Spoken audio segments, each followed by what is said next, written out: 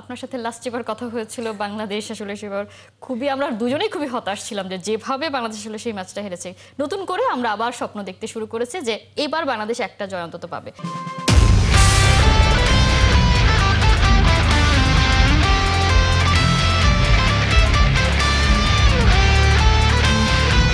বাংলাদেশের এই বছরটা শুরু হয়েছিল ভারতের বিপক্ষে ম্যাচ দিয়ে, সেবার গোল শূন্য ড্র হয়েছিল ওদের মাটিতে। এবার আমাদের নিজেদের মাটিতে হোম অ্যাডভান্টেজ এবং যদি বলি অভিজ্ঞতা সবকিছুতেই বাংলাদেশকে হয়তো এই মুহূর্তে আমরা খানিকটা আগে রাখতে পারছি। তারপরেও কি আপনার কাছে মনে হয় যে এই ম্যাচটা আমরা জিততে পারবো?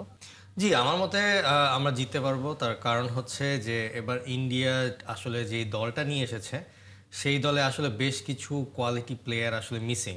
তার কারণ হচ্ছে যে মোহনবাগানের সাথে ওদের যে ক্লাব মোহনবাগানের সাথে অল ইন্ডিয়া ফুটবল ফেডারেশনে একটা সমস্যা তৈরি হয়েছে, যার ফলশ্রুতিতে মোহনবাগান তাদের প্রায় 7 থেকে 9টি মতন প্লেয়ার ছাড়েনি। তো যার মধ্যে কিনা খুবই ইম্পর্টেন্ট কিছু প্লেয়ার আছে, যেরকম আপনি যদি ধরেন যে আপুইয়া আছে, তারপরে হচ্ছে যে মানবীর সিং আছে, তারপরে হচ্ছে দীপক তাংরি আছে। তো এরকম বেশ কিছু প্লেয়ার যারা কিনা খুবই ইম্পর্টেন্ট, এবং লিস্টন কোলাসো আপনার যে প্রথম যে ইন্ডিয়া ম্যাচের সাথে খেলা হয়েছিল যেখানে হামজার সাথে তার একটা ভালো দ্বৈরথ ছিল, যেটা ছবি কিনা আমরা সব জায়গায় দেখে বেড়াই।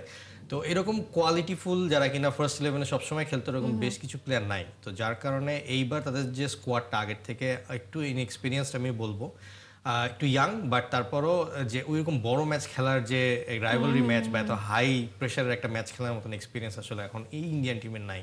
তো সেই ক্ষেত্রে আমি আসলে আশা করছি যে এবার আমরা বেশ সহজভাবেই আর কি জিতবো।